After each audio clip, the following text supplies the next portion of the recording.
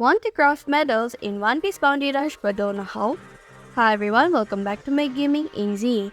In this video, I'll show you some easy steps on how to craft medals in One Piece Bounty Rush. So without any further ado, let's get started. First, tap on the character or exchange button which is on the bottom right corner of your screen. Click on the medal button which is at the top of your screen. Now select Craft.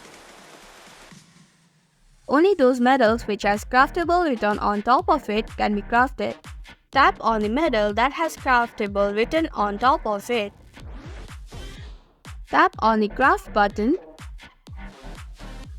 Again tap on the Craft button. And that's how you can craft medal in One Piece Bounty Rush. Thank you for watching Make Gaming Easy. Hope this video was helpful. If it was, then hit the like button and comment down if you have any questions or feedback. Also, if you are new to our channel, subscribe and hit the bell icon so that you don't miss upcoming videos.